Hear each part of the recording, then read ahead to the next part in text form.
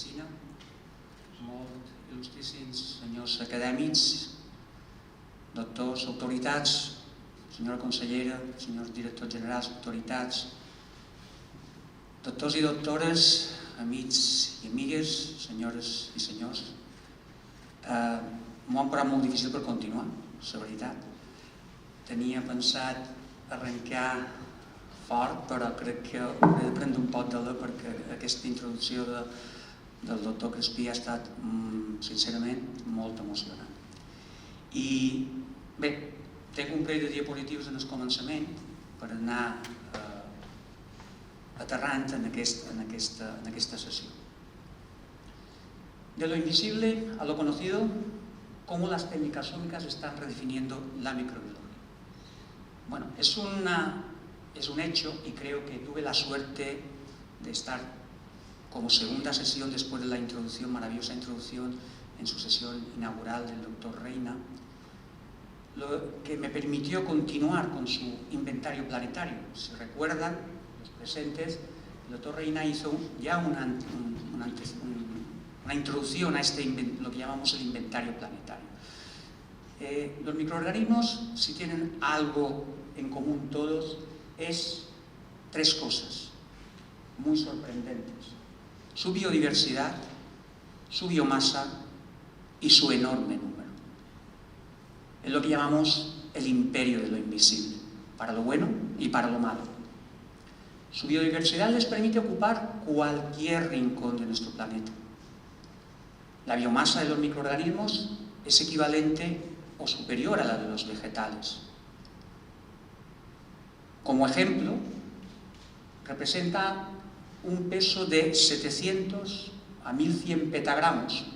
Como es un número muy grande, me traigo la chuleta, y un petagramo son 10 elevado a 15 gramos. Pero esos son números. Realmente una imagen que nos puede ilustrar como cuántos son, cuál es esta biomasa, es que si cogiésemos la extensión del país vecino, Francia, y abriésemos una zanja en todo el país de 1 metro de profundidad, realmente todos los microorganismos cabrían allí, y eso representa unos 720 petagramos. Poca broma. Por otra parte, hablamos de números. Es que es un número aplastante. Juntando todas las evaluaciones que se han hecho con este inventario planetario, estamos hablando de 5 por 10 elevado a 30 microbios en nuestro planeta. Para que hagamos una comparación, tengamos una referencia, la estimación más alta del número de estrellas es de 5 por 10 elevado a 24. Esto representa 1 millón de veces más microorganismos en nuestro planeta que en el universo. Gracias a esta enorme diversidad y heterogeneidad fisiológica y metabólica, precisamente es esto lo que le permite colonizar prácticamente cualquier ambiente. Esta gran diversidad funcional es lo que hace que puedan prácticamente colonizar cualquier rincón de nuestro planeta. Incluso se habla de vida en Marte microbiana. De hecho, la primera sonda que viajó a Marte llevaba un biochip hecho con secuencias de las minas de Río Tinto, por aquello de los ambientes extremos. Y si debe haber un ambiente extremo, debe ser el planeta de Marte. Incluso nosotros somos parte de este inventario planetario. Es lo que llamábamos la flora normal. Y es una de las cosas que me estoy empeñando en cambiar en mis estudiantes de medicina. A no llamarles flora normal, que no somos botánicos, somos microbiólogos. Por tanto, y ahora que está tan de moda todo el concepto de microbiota, hablamos de microbioma, hablamos de microbiota normal. Y si queréis hablar de genes, pues también podemos hablar. Los números también nos superan. Es que a veces tengo la sensación que soy más procariota que eucariota. Realmente, el humano, estamos en un rango de 20.000, 25.000 genes, pero es que solo en el tracto digestivo, el microbioma del tracto digestivo, estamos hablando de 3,3 millones de genes microbianos. Por supuesto, Los medios nos están llenando de lo importante que es esta microbiota, el papel que ejerce esta microbiota, implicado ese papel con derivaciones en enfermedades, incluso cerebrales, ¿no? Para muestra un botón, como microbiólogo, mis microorganismos preferidos son las bacterias. Ni son los más pequeños, ni son los más grandes, están en medio. Ni son cosas acelulares, pero tampoco tienen la complejidad de un eucariote. Es decir, podríamos hablar de estar en medio de la simplicidad, ¿no? Pero no es tan simple estudiar una bacteria. Las bacterias, por lo general, y esas son las mayoritarias, no causan no tienen implicaciones negativas, más bien la mayoría son beneficiosas o como mucho neutras. Luego hay algunas, los patógenos oportunistas, que normalmente son beneficiosas, neutras, y de vez en cuando nos provocan una enfermedad. Son los denominados patógenos oportunistas. Y luego tenemos unas pocas que son siempre perjudiciales, y que aquí marco en rojo. Es lo que llamamos el enemigo invisible. Son pocas en términos de biodiversidad, pero tristemente son las que ocupan diariamente las primeras páginas de los noticiarios, escritos y visuales. Siguiendo con esta representación de la biodiversidad buena y mala, voy a coger un ejemplo ilustrativo de los pocos que son los patógenos. Si paramos un poco esta fila de entrada al museo y vamos a dar paso a nuestras bacterias de nuestro inventario planetario, dejamos entrar primero las buenas, veríamos que ocuparían casi la mayor parte de esta pirámide. Son solo una representación, no caben aquí todas. Ya he puesto el ejemplo de la superficie de Francia. Bien, luego dejamos entrar a esos patógenos oportunistas y por último las patógenos. Las patógenos ocuparían la parte más alta y pequeñita de esa pirámide. Eso es lo que representan realmente los patógenos en nuestro planeta. Bien, y ya vamos entrando en materia, vamos calentando motores. ¿Cómo estudiamos los microbiólogos los microorganismos? Realmente no tenemos la misma facilidad para estudiar lo que es un individuo macroscópico, como puede ser el ser humano, un animal, sino que tenemos que tirar de otros caracteres, ¿no? Por ejemplo, en el caso de un humano, por mucho que se intente esconder, camuflar o envejecer, siempre habrá unos rasgos que distinguirán a ese successful mutant, ese mutante de éxito. Incluso envejeciendo hay una serie de rasgos macroscópicos que permiten identificar fácilmente a ese individuo en diferentes contextos. No es el caso de los microorganismos. Los microorganismos no llevan cabelleras, no llevan ojos azules, no llevan esos rasgos macroscópicos y por tanto hay que utilizar otras técnicas. ¿Cuál de ellas? Bueno, ahí está el dilema. Normalmente los microorganismos, como se puede ver aquí, la técnica aplicada va a depender mucho de su tamaño, de su complejidad. Normalmente hay una relación directa entre el incremento del tamaño y del grado de complejidad, el aumento del número por unidad de muestra ambiental, cuanto más pequeño, más hay, y luego directamente con la sencillez de las técnicas utilizadas para su diagnóstico. Eso quiere decir que en las formas acelulares, es decir, en un virus, es donde tenemos que meter todo nuestro arsenal para poder identificarlo. Por otra parte, un protozoo, normalmente con el microscopio, y no soy ningún experto en protozoos, pero con el microscopio a veces es suficiente su identificación. Por tanto, esas nuevas técnicas, sobre todo las moleculares, las de microbiología molecular, que ya empezamos a llamar clásica, frente a las ómicas, las nuevas, donde tenemos que hacer los máximos esfuerzos, evidentemente, son en los organismos más pequeños, virus y bacterias. Normalmente, y eso choca mucho cuando los estudiantes vienen a visitar un laboratorio de microbiología, concretamente el de la universidad, siempre les piden lo mismo. ¿Dónde están los microscopios? Porque ellos se imaginan que estamos todo el día pegaditos detrás de un microscopio observando lo invisible. Pero más lejos de la realidad, los estudiantes cuando entran en ese laboratorio se encuentran que no hay prácticamente ningún microscopio, el que hay está muy escondido. ¿Por qué? Porque realmente no trabajamos a nivel microscopio mayoritariamente, sino que trabajamos con caracteres macroscópicos.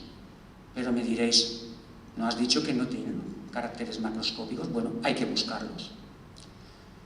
Normalmente empezamos con las morfologías de las colonias, colores. Insisto mucho a los estudiantes, por favor, entreteneros en observar las colonias, que la próxima vez que veáis esta colonia os ayudará, no es definitivo, pero os ayudará a orientar el diagnóstico.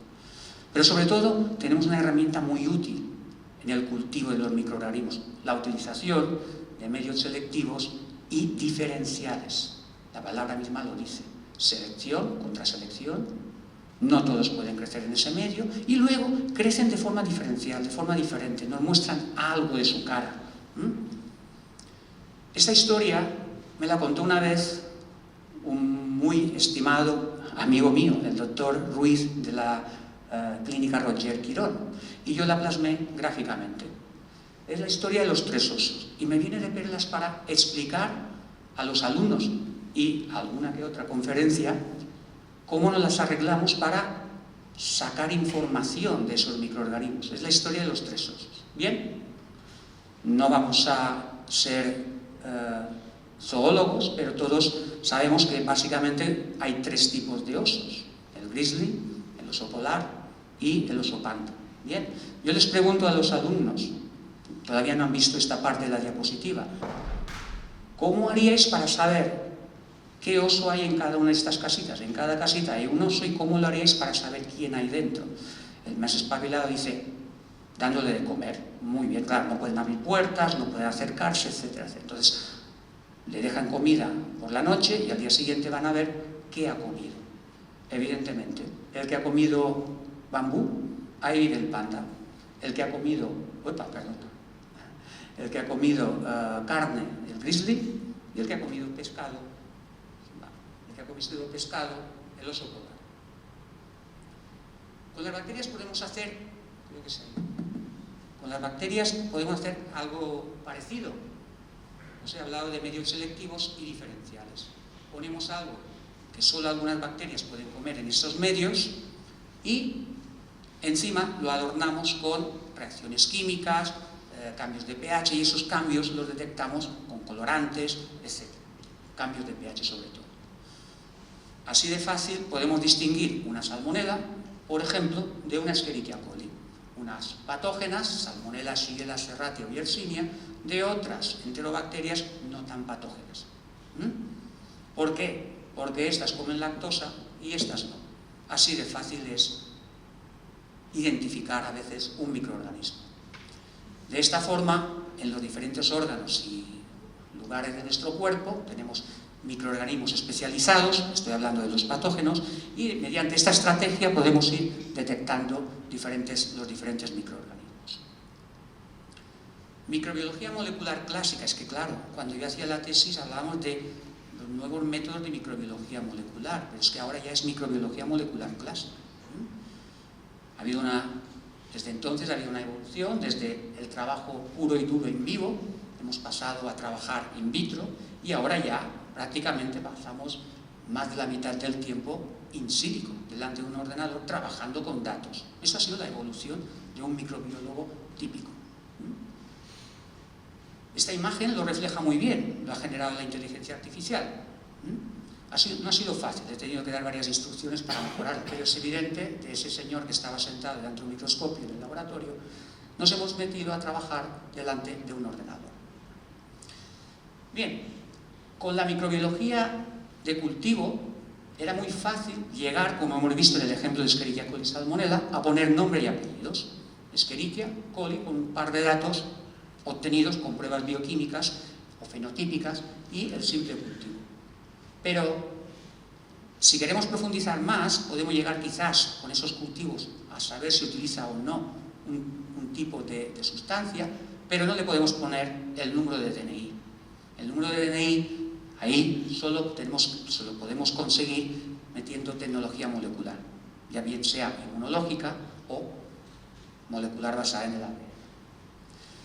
Hay un repertorio muy amplio de tecnologías que no voy a entrar, de esta microbiología clásica. Algunas tienen una resolución ideal a nivel de especie y otras, como las técnicas de secuenciación sobre todo, tienen una capacidad de identificar en un rango más amplio a esos microorganismos. La clave, o lo que sí ya significó una revolución en esos métodos de microbiología molecular, fueron los estudios de Carl Muir, sobre todo en 1990, cuando propuso en una publicación, dijo que la secuencia del gen del ADN ribosómico 16S, es decir, de la subunidad pequeña, tenía una distribución en su estructura secundaria donde aparecían unas regiones muy variables, mientras que había otras regiones muy conservadas, muy universales. De tal manera que tenemos un rango de especificidad muy variable. Podemos hacer pruebas desde universales, detectar universalmente un microorganismo, a detectar específicamente un microorganismo diseñando experimentos de PCR y de secuenciación en esas regiones muy variables. El protocolo es muy sencillo, valga ya para todo lo que viene detrás, prácticamente todo pasa por una extracción de ADN. Normalmente en la estrategia del 16S amplificamos ese ADN por PCR y de aquí pasamos a secuenciación. Normalmente esto se hacía con los secuenciadores ya bien por radioactividad, pero ya desde 1992 con secuenciadores automáticos que no utilizaban la radioactividad. Como veis, el fragmento amplificado por PCR el diseño se ha hecho de tal manera que contenga una de estas regiones muy variables. Fijaos a izquierda y derecha lo conservada que está la secuencia, pero hay esa secuencia variable que es la que nos permite diferenciar entre diferentes microorganismos. Y ahí es donde secuenciamos ese 16S y nos da el resultado definitivo para, una vez hecho el análisis, el alineamiento de esas secuencias, como habéis visto antes, y el análisis comparativo nos permita establecer relaciones entre esos microorganismos e identificar como microorganismo R, microorganismo A, microorganismo B o incluso un nuevo microorganismo, un microorganismo desconocido, cuya identificación necesitará además de más trabajo.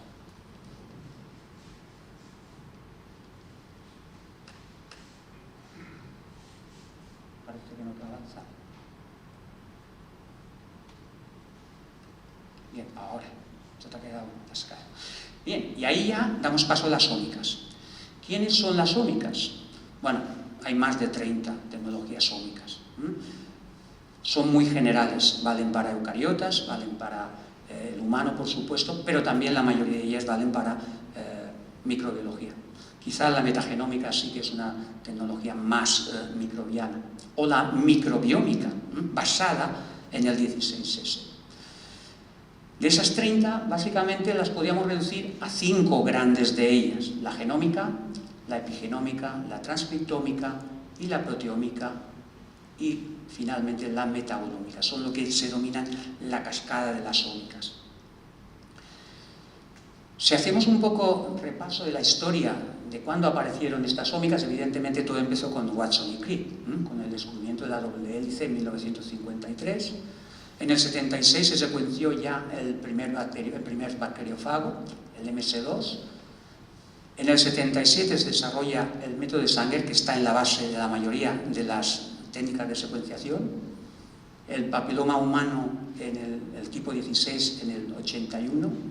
Entre 1990 y 2003 el proyecto humano, que evidentemente marcó el inicio de la genómica a gran escala. El primer microorganismo o organismo celular que se secuenció fue Haemophilus influenza en 1995. En el 97 la introducción de los microarrays dio un gran empuje a la expresión génica, a la transcriptómica. En el 2000 se desarrolla la proteómica basada en espectrofotometría de masas. Las técnicas de Next Generation Sequencing aparecen en el 2005 y dan, por supuesto, un gran vuelco a la tecnológico. Tal es así que 3 años después se pone en marcha el proyecto microbioma humano, y los avances en metabolómica en el 2011, a los que siguen en el 2013 los estudios de genómica comparativa, la conocida como pangenómica. En el 2018 se desarrolla la gran novedad, que es llevar todas esas tecnologías ómicas a single cell, es decir, células únicas. Y ahora estamos con la inteligencia artificial. La inteligencia artificial lleva muchos años entre nosotros. Quizás con una implicación más directa en ómicas es posiblemente en los últimos 15 años. Y de hecho, hoy en día, muchos de los programas que ya utilizamos llevan inteligencia artificial detrás. Empecemos por la genómica. ¿Qué es leer o descifrar el ADN? Pues es lo que hacemos cuando leemos un libro. Es leer, descifrar la molécula de la vida de cada ser vivo y viene a ser el manual de instrucciones o las instrucciones de ese organismo vivo.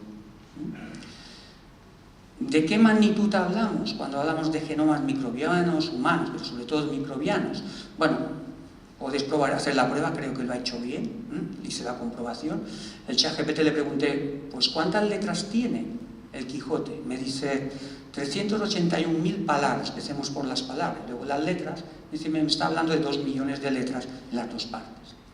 Y eso, con este dato, nos podemos ir un poco a lo que son los genomas microbianos.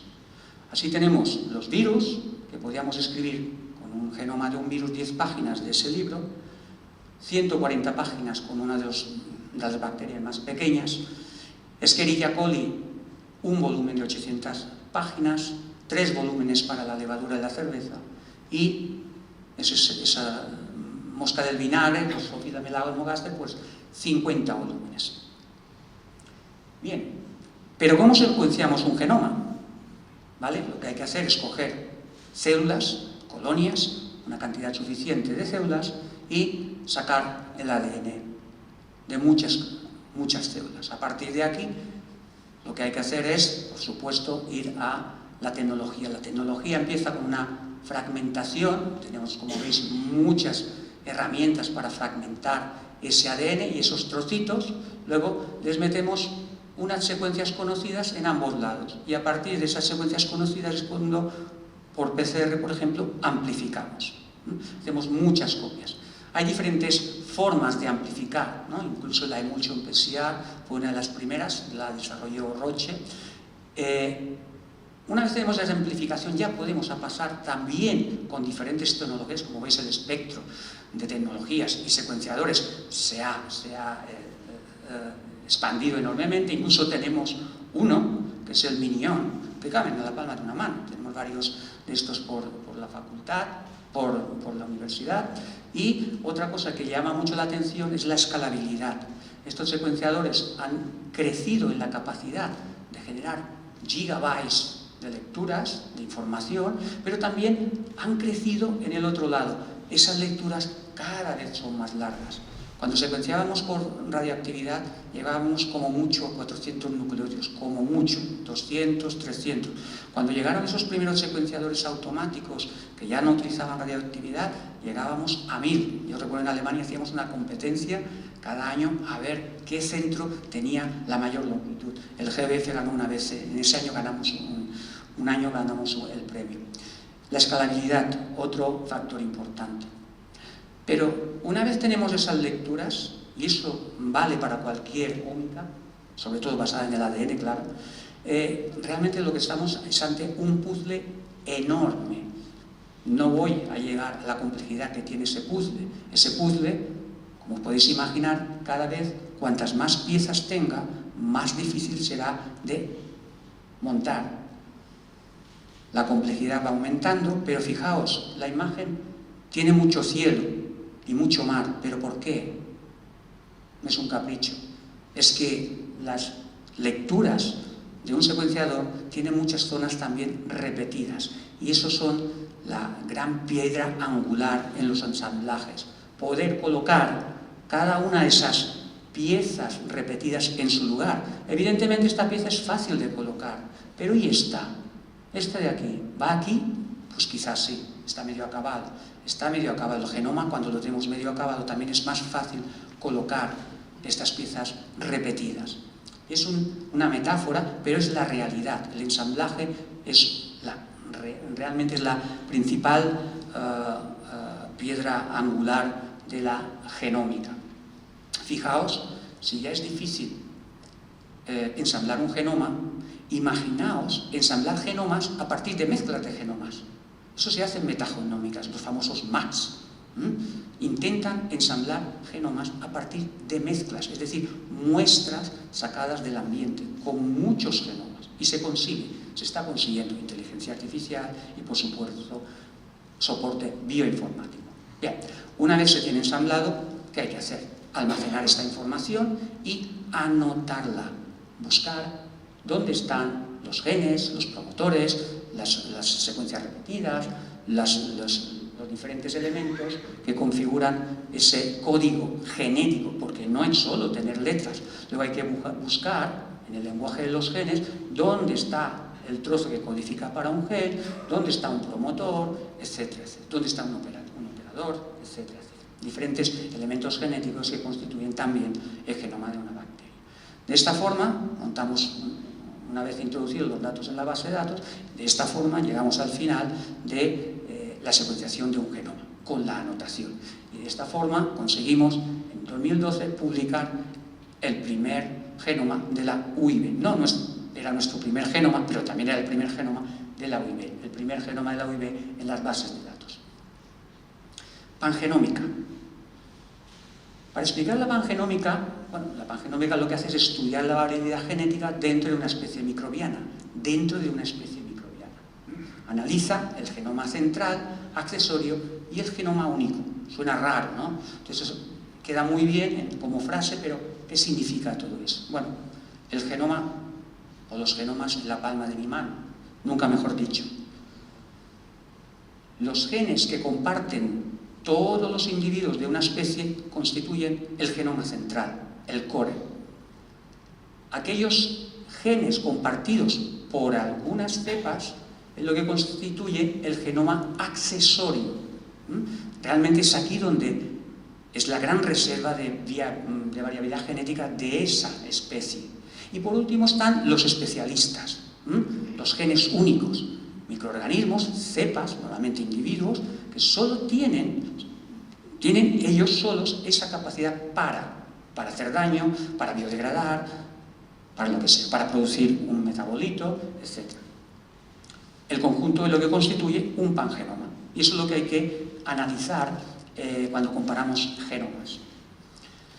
Hemos creado para ello una pipeline, es decir, un protocolo de programas encadenados que se llama UH-Genes, viene del alemán Untersuchung homologus Gene, le quise poner a esa pipeline el nombre en alemán, como recuerdo a mis inicios en esas técnicas.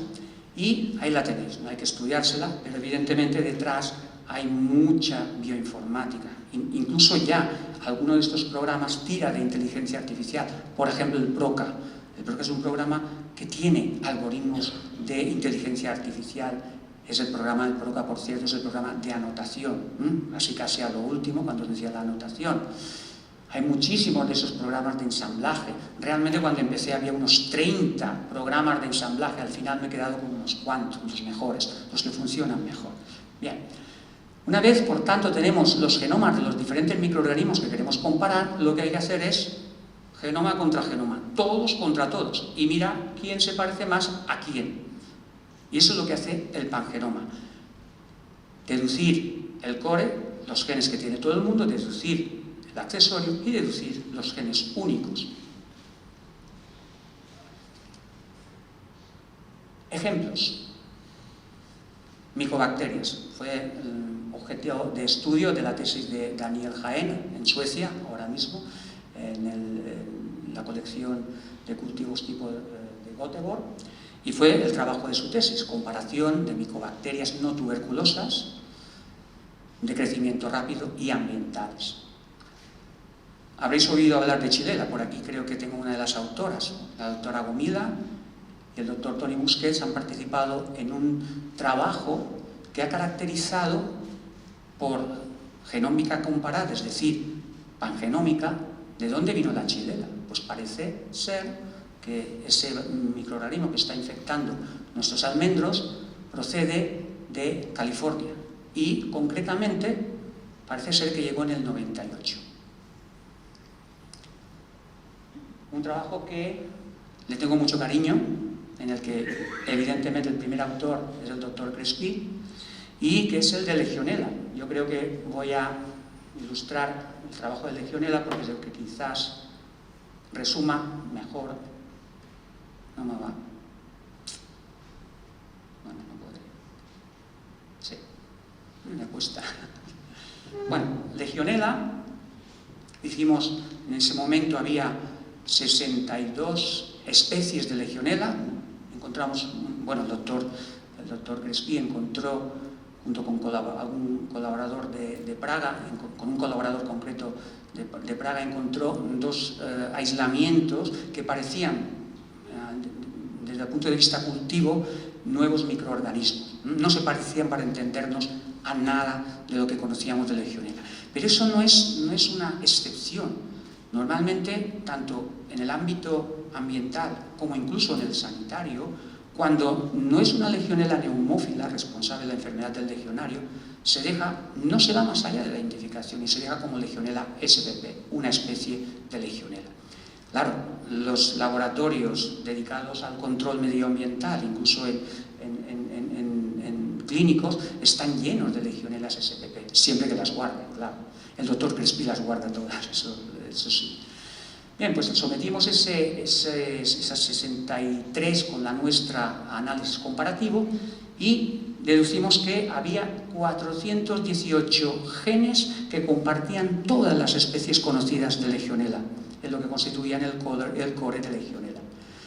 De hecho, comparando esas secuencias nos dimos cuenta, o salió como resultado, que nuestra Legionella majoricensis, así la bautizamos, como hemos visto, está muy cercana, de hecho estaba en el mismo clado que Legionella neumófila. De hecho, realmente podría ser una de las patógenas, de las 26 patógenas que están catalogadas hoy en día como Legionellas asociadas con la enfermedad. De hecho, hay 15 serotipos en Legionella neumófila. ¿Y qué pasa con Legionella majoricensis? No tenemos constancia de que sea patógena, pero igual lo ha sido en algún momento, alguna Legionella spp. Bueno, pues consultando las bases de datos de factores de patogenicidad, se han identificado en su genoma 101 en una base de datos y 176 en otra. Por tanto, posiblemente sea un microorganismo patógeno, porque estamos hablando de factores de virulencia. Objeto de mi tesis fue Pseudomonas stutzeri, pero las técnicas genómicas le han cambiado el nombre. De hecho, mis colegas del grupo de microbiología, liderados por el doctor Lalucat, director de mi tesis, encontraron suficientes motivos genómicos que no se habían encontrado suficientes desde el punto de vista de cultivo, pues encontraron suficientes motivos para catalogarlo como una nueva, no una nueva especie, un nuevo género. Ya no se llama Pseudomonas stutzeri, Pseudomonas balearica, se llama Stutzerimonas balearica, que es también mi primer microorganismo aislado y propuesto. No lo aislé yo, lo aisló el doctor Rosselló, a mí me llegó de herencia, pero en nuestro caso sí que lo clasificamos y nos dimos cuenta que era una nueva especie. Metagenómica. Hemos hablado que la metagenómica estudia muchos genomas de cualquier ambiente. La metagenómica se puede aplicar a cualquier ambiente. Bien, como antecedentes, evidentemente, ¿ya se hacía metagenómica? Bueno, sí, se puede hablar de metagenómica, lo que pasa que estrictamente no, pero ya se hablaba de la utilización de cultivos, medios de cultivo, selectivos y enriquecidos para estudiar el comportamiento de las comunidades microbianas de diferentes ambientes. De esta forma se aislaban biodegradadores de diferentes compuestos tóxicos, herbicidas, etcétera, etcétera. Toda una amalgama de compuestos. Luego vinieron las técnicas de microbiología molecular clásica, que le añado yo la coletilla. técnicas de hibridación ADN-ADN y de ARN-ADN, análisis de perfiles bioquímicos para estudiar la actividad metabólica. El Biolog tuvo su momento de esplendor porque era una placa, era una novedad, era una innovación, una placa de microtíter con muchas pruebas, 96 pocillos con pruebas para valorar la actividad de microorganismos en cultivo puro, pero también en Alemania lo aplicábamos a medio ambiente, estábamos catalogando los medios ambientes con esas 96 pruebas y los etiquetábamos. Y luego está la microscopía con tinciones diferenciales. La metagenómica, otra vez, es muy sencilla conceptualmente. Se trata de sacar los ADN de una muestra ambiental, de un peso molecular lo más grande posible. Hay trucos para recuperar el ADN microbiano. Tenemos nuestras propias cañas de pescar para enriquecer en ese ADN microbiano. Eso antiguamente se clonaba en plásmidos, y a partir de aquí nos poníamos a lo que constituía era esa clonación en plásmidos, lo que llamamos la librería genómica o la genoteca, y a partir de ahí entrábamos a estudiar esos clones, bien por secuencia o bien por la producción de determinados metabolitos, en busca de la biomolécula activa de interés. La metagenómica lo ha simplificado realmente. Una vez, sea el ambiente que sea, cogemos la muestra, sacamos el ADN, como hacíamos con la secuenciación de genoma, fragmentamos y ensamblamos o analizamos las secuencias que nos salen, catalogamos esas secuencias. Este es un ejemplo de un sistema de un trapping vector, un sistema que en Biogenia, en la empresa, y con la ayuda después de un trabajo de final de máster de Daniel Jaén Luchor, uno de mis postdocs en Suecia, perfeccionaba una herramienta que nos permitía que cuando algo que respondía a nuestro estímulo en el laboratorio in vitro estaba clonado en este trapping vector, lo que pasaba es que se metía aquí dentro y producía, con la Green Fluorescent Protein, producía inmunofluorescencia verde. Cuando teníamos uno de estos, si os fijáis, aquí había muchas colonias en esta placa, es la misma placa, y solo unas de ellas tenían algo de lo que buscábamos, frente a un estímulo determinado. Otro proyecto de metagenómica, que seguimos con él, fue el trabajo de la tesis de Chisco Aliaga, de la clínica Roger Quirón Salud, es la detección por metagenómica del papilomavirus en muestras de exudados vaginales y cervicales.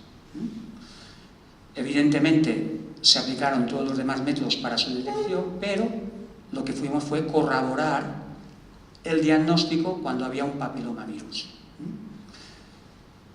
Pero es que era más. Además de detectar el que había, nos salían otros papilomas. No siempre los de riesgo, el 16, 31, 30. A veces el 16, el 31, el 30, iban acompañados, curiosamente, son resultados de la tesis de Chisco Aliaga, iba acompañado de alguno de estos repetitivamente. Algo tendrá que hacer este papiloma con el 16 o el 31. Bueno, eso es una incógnita, ¿no? Y luego, mi tema estrella últimamente, bueno, últimamente no, lo inicié en el 2020 y vino el novio de la bacteria, vino el COVID. Como sabéis, en 1820 se declaró la última peste de Europa. Iba a decir la última peste de Mallorca, sí, fue la última peste, pero es que fue la última en Europa. 1820, en el 2020, evidentemente, se hacía el bicentenario de la peste. Estamos metidos también en un proyecto, lo importante, ¿no? Lo que está pasando es que no estamos encontrando restos de esa época. Hemos sondeado varios, sobre todo del monasterio de Bellpuig, en Artà, tenemos varios puntos donde tendríamos que hacer unas cátedras, tenemos localizados a raíz de la consulta en los archivos históricos, tenemos unas ciertas zonas donde ahí parece ser que eran sitios de enterramiento. Bellpuig es muy grande, es una posesión, está además parcelada. En el monasterio se han hecho reformas y hemos estado en contacto con el Consejo, con Patrimonio, y no han encontrado restos de esa época. En el momento que encontrásemos uno de estos restos, evidentemente podríamos hacer metagenómica. estudio de sistemas de quorum sensing, que el quorum sensing es la comunicación entre células. Evidentemente, ahí hay toda una serie de genes, unas cascadas de genes que utilizan las bacterias para hablar entre ellas. A veces peco un poco de humanizar las bacterias, pero yo lo veo así, hablan entre ellas. Químicamente, bueno, el amor dicen que es química, la química del amor. Ellas también tienen su química. Y saben cuando, aquí hay demasiada gente, vale, empezamos a producir un metabolito y eso hace que cojo mi flagelo, que no tenía el flagelo porque vivía muy aposentadito, y me voy. Deshacer flagelos. Ya os podéis imaginar, deshacer biofilms, biopelículas, ya os podéis imaginar la cantidad de aplicaciones que puedo tener eso. Desde eliminar el biofolding de los cascos de los barcos, las biopelículas que se puedan establecer en un implante de una válvula cardíaca, etc. Cualquier implante, son muchas aplicaciones. La historia está del quorum sensing. Lo que solemos es buscar homólogos o análogos, moléculas sí, básicamente al final son moléculas que lo que hacen es tener el mismo efecto que hace la molécula que produce la bacteria. Claro, si encontramos una molécula que lo que hace es, cuando aumentas la cantidad de esa molécula, lo que hace es, me está mandando una señal que me tengo que ir, deshacemos el biofilm. Pues eso es lo que queremos hacer, interactuar.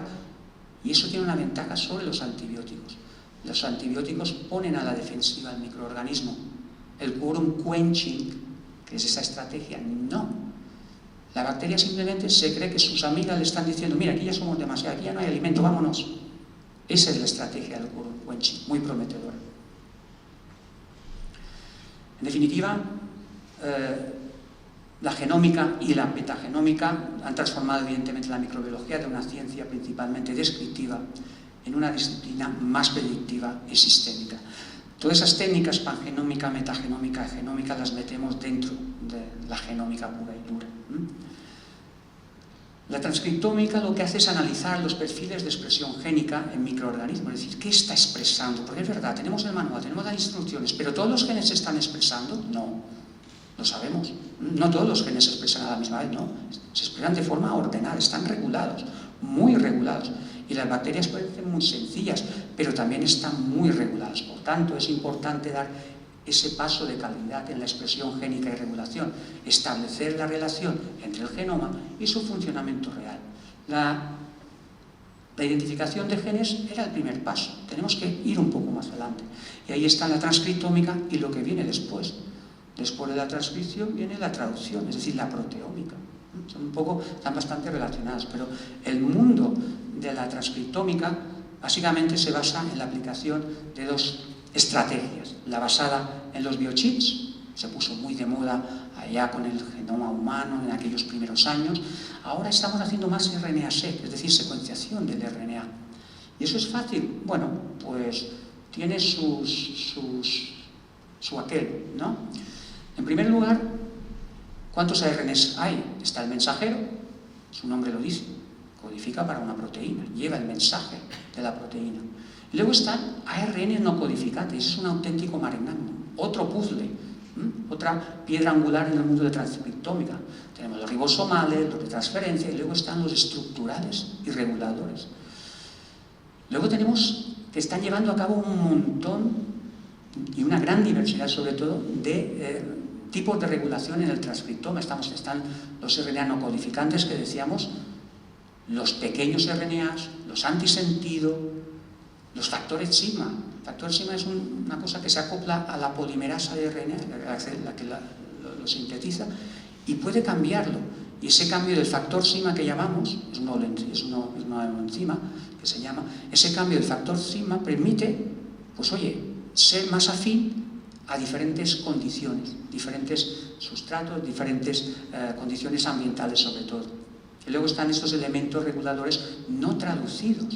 O sea, hay ARNs que están ahí pero que no pasan a ser parte de una proteína. Y luego están los interruptores, los riboswitch que ponen en marcha, paran, sobre todo estas regiones no traducidas.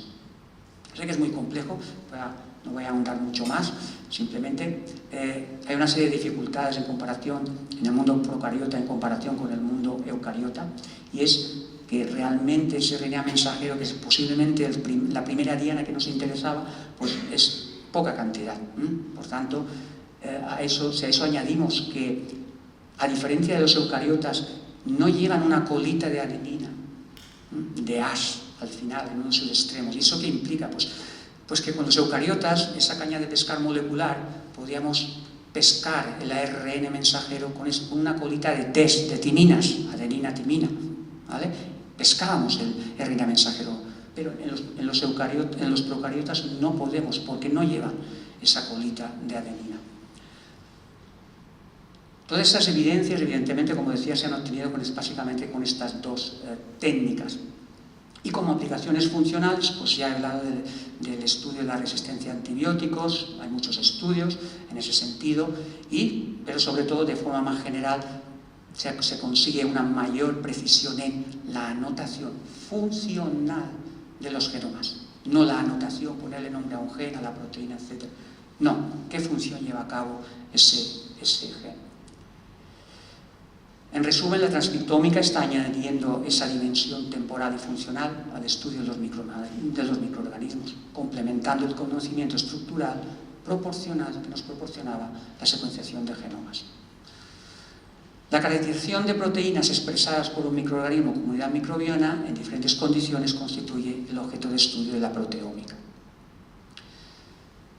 ¿Cómo hacíamos proteómica antes? Con la microbiología molecular clásica, con perfiles de proteínas totales, en genes desnaturalizantes. A veces afinábamos un poquitín, porque evidentemente aquí encontrar qué es común y qué no es común es complejo. Es difícil encontrar la bandita que es diferente en mi microorganismo, pero aquí es más fácil, ¿no? Entonces, diferentes microorganismos, empezamos a ver aquí, hemos eliminado muchas proteínas y solo nos hemos quedado con la membrana externa, las proteínas de membrana externa. Entonces aquí buscamos proteínas que están solo en algunos microorganismos, ¿no? Y podemos comparar entre ellos. Si queremos afinar más, pues vamos a ese gel de proteínas, lo transferimos y hacemos lo que se llama un Western blot, una transferencia y una detección con antibióticos marcados. De hecho, esto es de las mismas cepas. Fijaos, estas dos bandas son proteínas del ribosomal que solo tienen los pseudomonas. Son las características del grupo 1 del ARN ribosómico de pseudomonas. ¿Cómo lo hacemos hoy? Evidentemente hoy ha entrado en juego el Maltitov.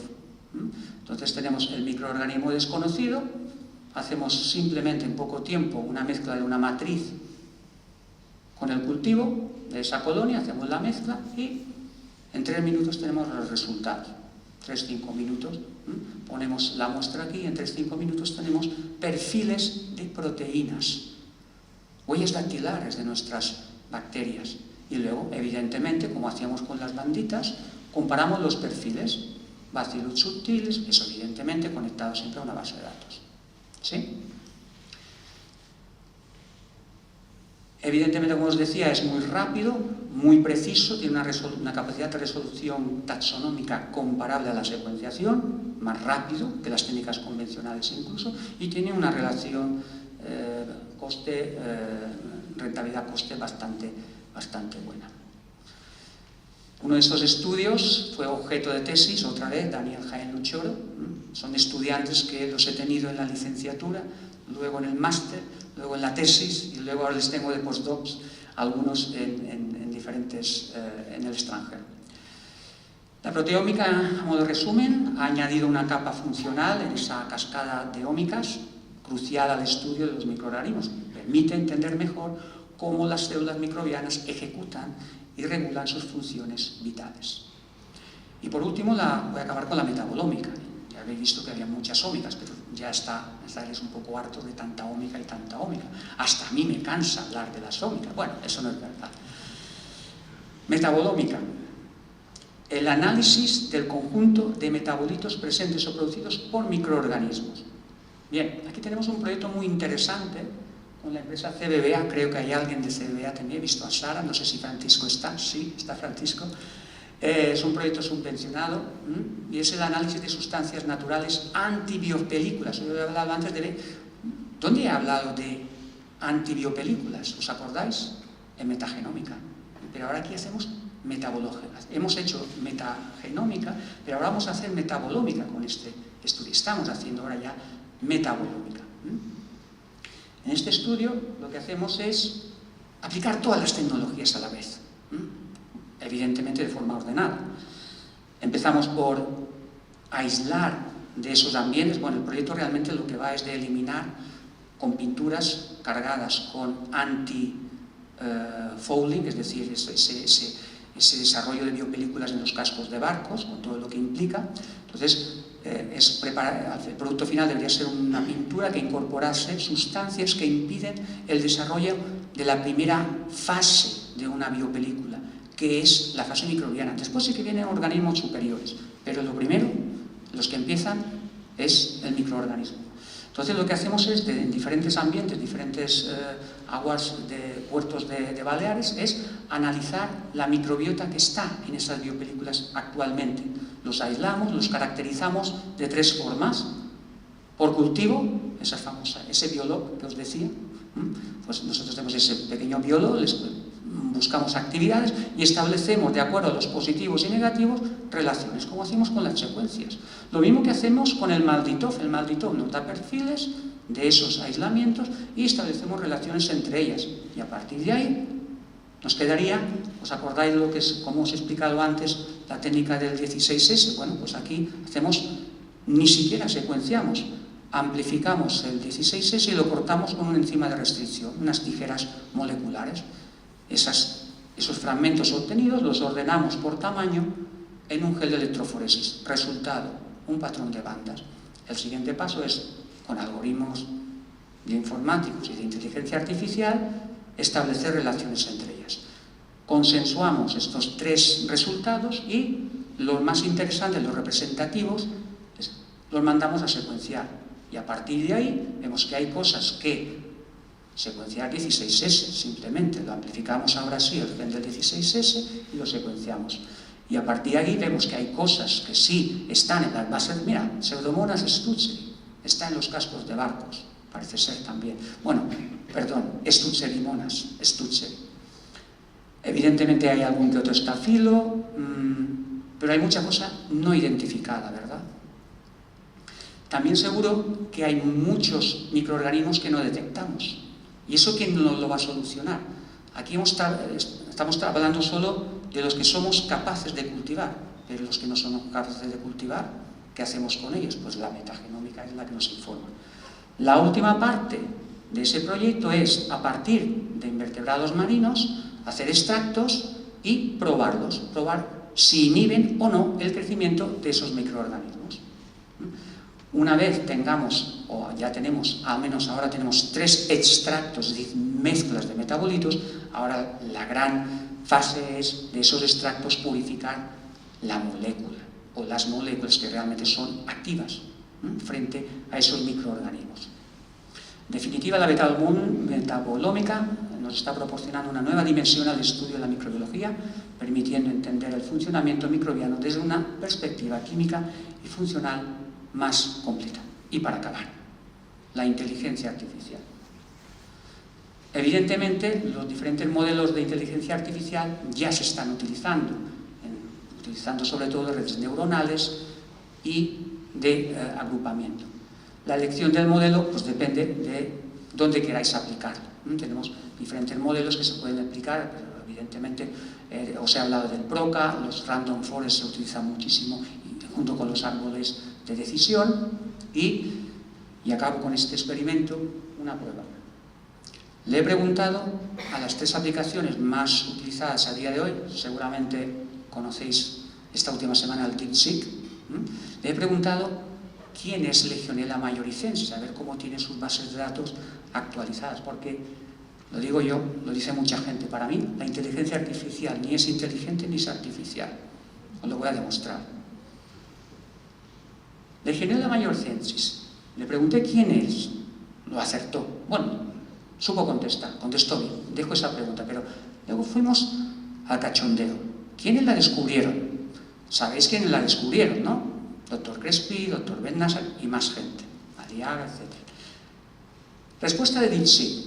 Dr. Bartolomé Moya, le conozco, es un ex alumno mío, veo que alguien ríe porque es colega suyo. Doctor, este señor no ha trabajado nunca con Legionella majoricensis, ni figura, por supuesto, en el trabajo. Y sus colegas del laboratorio de microbiología, muy bien, también. El descubrimiento se realizó en 2016. ¿Os habéis fijado en el trabajo cuando lo publicamos? Lo digo yo, 2023. Seguimos. Clot. Estas dos son gratis, son gratuitas, ¿verdad? ¿Quiénes la descubrieron? Bueno, 2011, vamos mal. Marina Busquets, ni la conozco. Doctor Crespi, acertado, sí señor. Doctor Crespi es un señor que está en las bases de datos. Pero Marina Busquets, no, el único autor que a veces ha colaborado conmigo es el doctor Tony Busquets, que sí que es de microbiología. ¿Y qué tal el ChatGPT? Doctor Francisco Salvá Serrano, sí que estaba en el trabajo de Francisco Salvá, por en medio. Serrano me suena más al doctor Sebastián Albertín Serrano, que publica muchísimo, que es un compañero, bueno, es mi jefe ahora pertenezco a su grupo del UNIS Lisbon. Muchas gracias por acogerme en el seno de este grupo. Y dice más, se describió en 2009, sí que es verdad, está publicado en International Journal of Systematic and Evolutionary Microbiology. Bueno, ¿y sabéis que le pedí también a la inteligencia artificial para preparar esta sesión? Habéis visto este gráfico, no lo voy a volver a repetir, ya lo sabéis. ¿Sabéis? Le pedí, oye, ¿me podrías preparar? Porque tengo mucho trabajo, estoy muy apurado, muy corto de tiempo. ¿Me podrías preparar una línea de los hitos de las ómicas? Bla, bla, bla. ¿Sabéis qué me hizo? Muy guapa, ¿eh? Preciosa. ¿Podéis leer algo? ¿Podéis entender algo? Además, las fechas todas falsas. Intentaste encontrar el sentido, yo no encontré ningún sentido. Esta fue mi primera imagen que creé por inteligencia artificial. Le pedí, oye, ¿me podrías imaginar? Porque los entendidos dicen que la inteligencia artificial no inventa, imagina. Entonces yo le dije, ¿me podrías, a ver si se portaba, ¿me puedes imaginar un perro tocando la guitarra? Sí, perfecto. Es perfecto. Creo que este perro tiene 6 patas, o algo así. Yo no me fijé, fue mi hijo que me dijo, oye, tiene un par de camas de mes. Las cuerdas de la guitarra ya no hay. Por tanto, la inteligencia artificial, cuando sabe algo, yo digo que se lo inventa. Los puristas dicen, no, se imagina. Yo digo que se lo inventa. ¿Qué hace falta a la inteligencia artificial? Bases de datos. ¿Son una buena base de datos? No. Paso de las conclusiones. Las técnicas ómicas han transformado fundamentalmente nuestra capacidad para estudiar y comprender los microorganismos, cerrando esa brecha entre lo invisible y lo conocido. La integración de múltiples enfoques ómicos con ayuda de la inteligencia artificial seguro que seguirá proporcionando nuevas perspectivas sobre la vida microbiana, prometiendo avances tanto en la investigación básica como en campos aplicados. Y por último, a medida que estas tecnologías continúan evolucionando, sin duda revelarán más del mundo microbiano previamente invisible, no lo olvidemos, es una gran aportación, dando lugar a nuevos descubrimientos y aplicaciones en diversas áreas de la microbiología. Y como de bien nacido es ser agradecido, evidentemente, parte de estas historias que os he contado están subvencionadas con proyectos nacionales, incluso europeos o de la comunidad autónoma. Y, por supuesto, mi más sincero agradecimiento a las empresas que siempre he estado trabajando o estamos colaborando, Centro Nacional de Biotecnología, la Universidad de Göteborg, ahora mi casa, el UNIS y el Instituto de Investigación Sanitaria de Lisboa, y por supuesto los laboratorios, sobre todo el laboratorio de microbiología de Son Espases, de Son Lladre, muchas gracias, a la clínica Ranger también y a la clínica Juaneda Miramar. Ese trabajo no hubiese podido nunca realizarse sin toda esta gente y la que no veis, que es muchísimo. Empezando por mis... Bueno, todo empezó aquí, ¿eh? Luego dicen que los alemanes son serios. Bueno, en el Arenal no son serios, pero ahí había algún atisbo en Braunschweig, en el norte, en la Baja Sajonia, que siempre me pregunta, ¿dónde está la Alta Sajonia? Si estamos arriba del todo. Evidentemente, el grupo de microbiología, donde siempre desarrollo mi tesis y he trabajado estos últimos años, mis 3 postdocs, Víctor en Dinamarca y estos 2 en Suecia, uno en la red de centros de investigación de Göteborg y Dani a caballo entre el hospital de Göteborg y la colección de cultivo. Y ahora es la última foto actual de ese grupo de microbiología al que hasta ahora era mi grupo principal. Muchas gracias.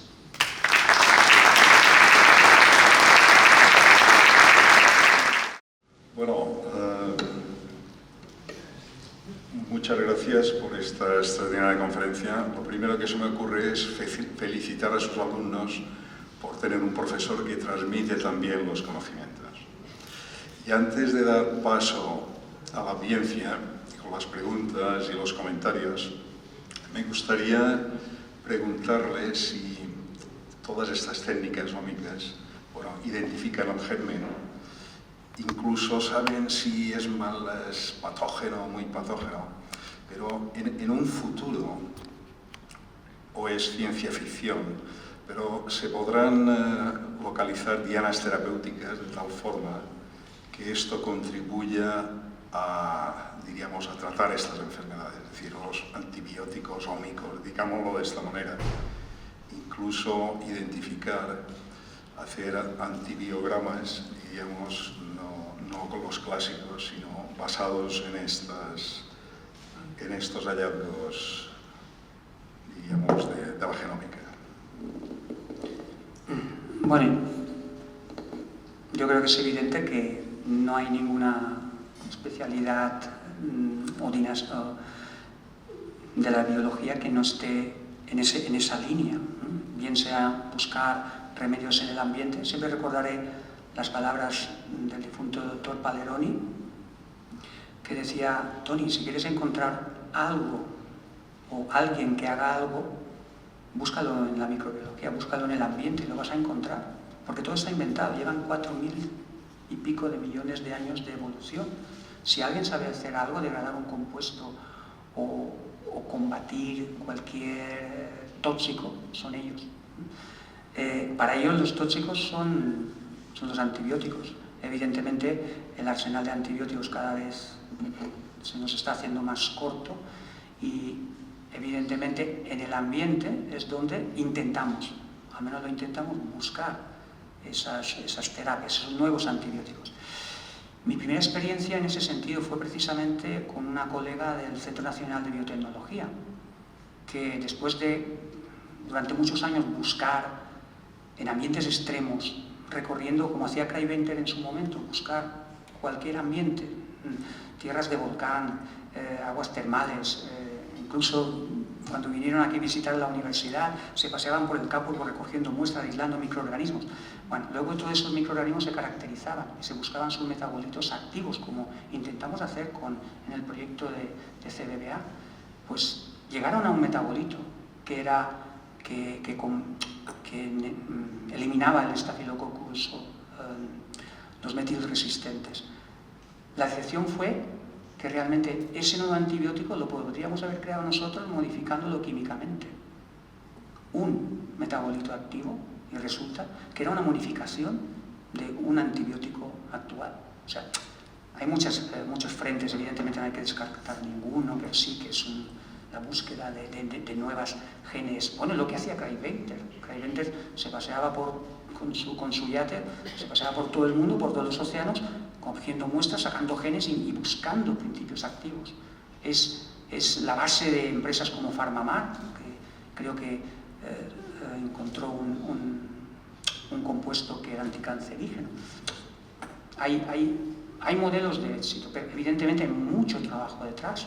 Y realmente cuando llegas y te encuentras un compuesto que encima igual, con inteligencia artificial quizás, lo podríamos haber hecho un buen diseño y sintetizarlo en el laboratorio, pues oye, yo no quiero descartar ningún frente, creo que todos son necesarios.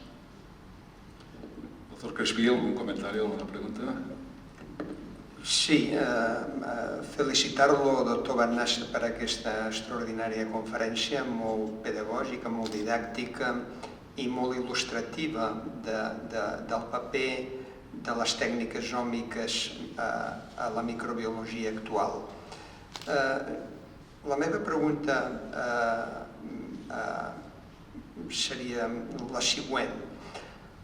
Les tècniques òmiques generen una quantitat immensa, gairebé infinita de dades que se poden aprofitar o no se poden aprofitar, més bé o més malament. Preveu quina és la seva visió del futur d'aquestes tècniques en la predicció de possibles brots, de possibles epidèmies, de possibles pandèmies utilitzades conjuntament amb sistemes d'intel·ligència artificial, com d'alguna manera ja se va posar de manifest durant la Covid-19 amb l'anàlisi de les aigües residuals. Quina és la visió que té vostè de cara al futur respecte de l'utilització de tècniques òmiques en combinació amb intel·ligència artificial per predir brots, epidèmies o pandèmies i, per tant, poder-les prevenir millor? Jo crec que tard, però tenim un model. Donaria per una altra sessió, si m'ho voleu convidar més endavant. És el de la pesta. M'agradarà comptar en el model de la pesta. És vera que també no tenien resultats, però tota la informació que estem traient d'ADN forènsic, és a dir, ADN antic, des de 3.000 anys fins a l'actualitat. De fet, en el gener del 2024 vaig escriure un review on recollia tota aquesta informació i la posava en forma d'un arbre evolutiu de les variants dels diferents brots de pesta que tenim, insisteix, des de l'edat de bronze fins a dia d'avui. No són treballs fets meus, evidentment. Jo m'he aprofitat de la informació depositada a la base de dades per fer un arbre genealògic de la pesta. Clar, i allà veus, com ha anat canviant, perquè és que la pesta és un model d'estudi molt atractiu. Per què? Perquè compareu-la amb les seves veïnades enterobacteris. No sé si ho sabeu, però des del 2016 una de les coses que ha fet la genòmica i la pangenòmica és dir que ja ni Yersinia pestis ni Serratia marcescens són enterobacteris. Ara són Yersineaceae, ja no són aquells enterobacteris que no, tots aquests són enterobacteris, no.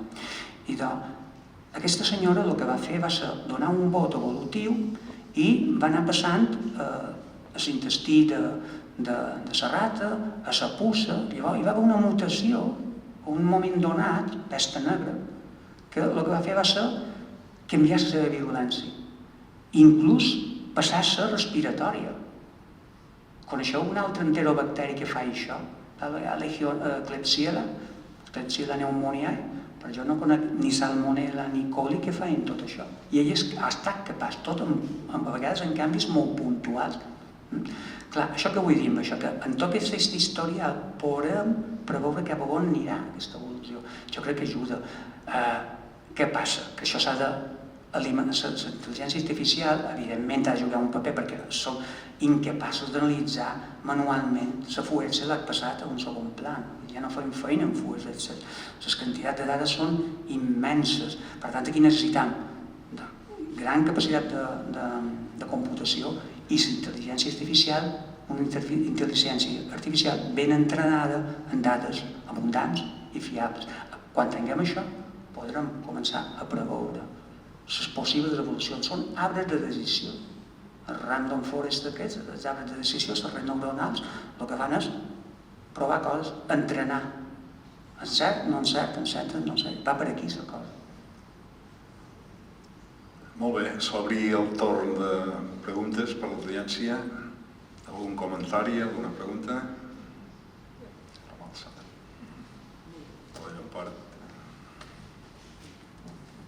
Bueno, lo primero que quiero decir es que si antes estaba fascinada con el doctor, ahora estoy, una admiración que pues mía, además tengo el placer de trabajar con Chisco y ya no digo flora en las charlas, digo microbiota. Yo quería hacerte una pregunta. ¿Tú crees que en algún momento vamos a pasar de hablar de, como hablamos ahora, genética personalizada, de microbiota personalizada?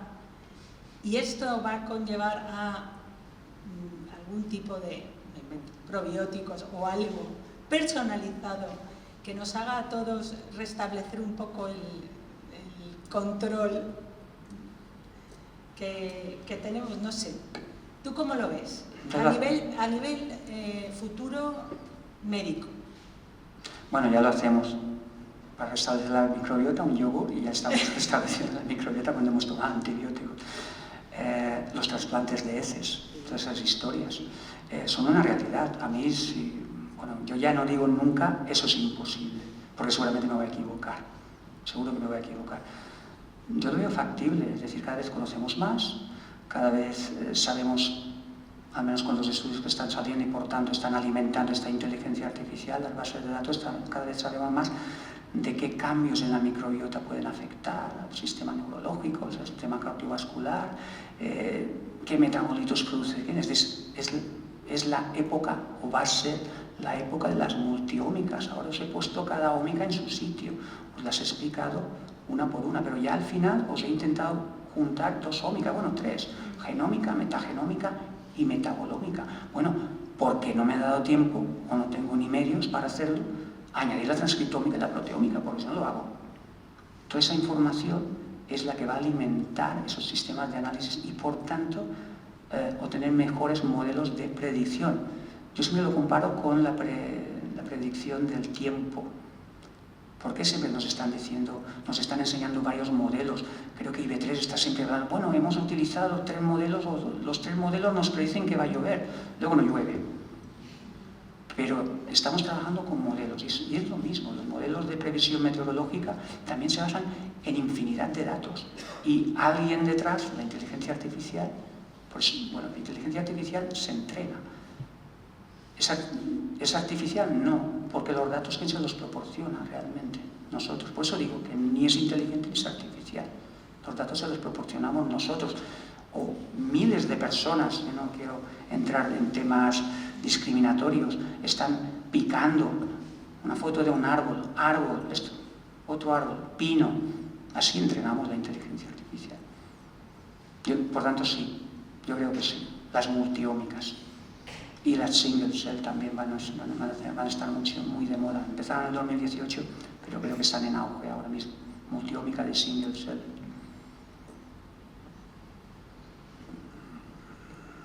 Una pregunta o algun comentari més? Doctor Crespí, vol fer algun comentari, alguna pregunta? No? Bueno, doncs si no hi ha més preguntes, vull agrair novament la participació del professor Ben Nasser i a vostè la seva assistència. S'aixeca la sessió.